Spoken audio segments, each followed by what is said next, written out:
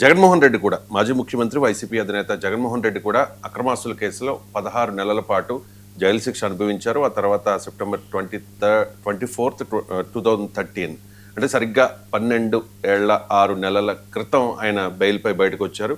12.5 ఏళ్లుగా ఆయన బెయిల్ పైనే ఉన్నారు. ఇప్పటికీ వైసీపీ కార్యకర్తలు శ్రేణులు నమ్ముతాయి బలంగా జగన్ ఏ తప్పు చేయలేదు అని చెప్పేసి.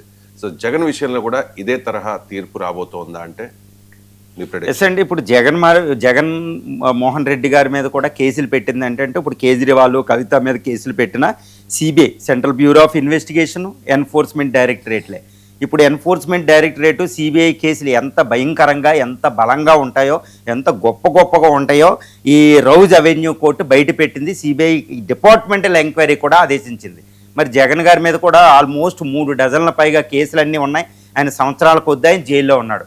ఇప్పుడు ఈడీ సిబిఐ ఆయన 12.5 సంవత్సరాలుగా సుమారు బెయిల్ మీద ఉన్నా ఆ బెయిల్ క్యాన్సిల్ చేయలేని ఒక పరిస్థితి. అవి ఛార్జ్ షీట్లు దాఖలు చేస్తే అందులో కూడా లోపభూయిష్టంగా ఉన్నాయి. సో పరిస్థితి అంటే ఏంటి, ఇప్పుడు కవిత, ఇప్పుడు కేజ్రీవాల్, ఈ మనీష్ సిసోడియా అలాంటి 23 మంది ఈరోజు ఏ ప్రాబ్లం లేకుండా బయటకు వచ్చేసారు. ఎందుకంటే సిబిఐ ఎంక్వైరీ అలా ఉంది, అది లోపభూయిష్టి కేసు అనేది. దీన్ని బట్టి జగన్ గారు కూడా ఏదో ఒకరోజు సిబిఐ ఈడీ ఎన్ఫోర్స్మెంట్ డైరెక్టరేట్ దాఖలు చేసిన ఈ అక్రమాస్తుల కేసు, మనీ ల్యాండరింగ్ కేసులు, వీటన్నిటిలోంచి ఈజీగా ఏదో రోజు ఈ will be the Scott free అనమాట. ఆయన కూడా ఒకరోజు చక్కగా బయటపడిపోతాడు అనేది ఇక్కడ అర్థమైపోతుంది. జగన్ గారు కూడా మీద కూడా ఎక్కువ కాలం ఈ కేసులు అయితే ఉండవు.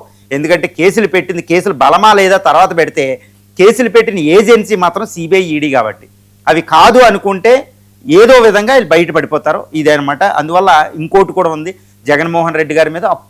అప్పుడు కాంగ్రెస్ పార్టీ, అప్పుడు సోనియా గాంధీ, రాహుల్ గాంధీ గారు అప్పుడు ఆ పార్టీ చెప్పిన మాట ఈయన వినలేదు ఉమ్మడి ఆంధ్రప్రదేశ్లో. కాబట్టి ఎన్నో కేసులు ఒకేసారి పెట్టేశారు.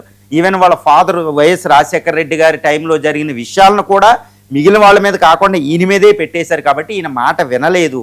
ఈయన లొంగ తీసుకోవడానికి మాత్రమే సిబిఐని, ఈడీని అప్పుడు కాంగ్రెస్ ప్రభుత్వ అధికారంలో ఉన్న కేంద్రంలో ఉన్న అధికార పక్షం వీటిని వాడుకుంది.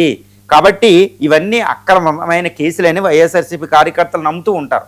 ఇప్పుడు కేజ్రీవాల్ మీద, కవిత మీద కేసులు ఎలాగైతే పోయాయో, సిబిఐ ఎలాగై నిరూపించలేకపోయిందో, అదేవిధంగా మోహన్ రెడ్డి గారి మీద కూడా ఈడీ, సిబిఐ కేసులు నిరూపితం కావు అనేది ఇక్కడ అర్థమైపోతుంది. ఒకవేళ నిరూపితం ఇప్పుడు ప్రజలు కూడా దీన్ని నమ్ముతారు.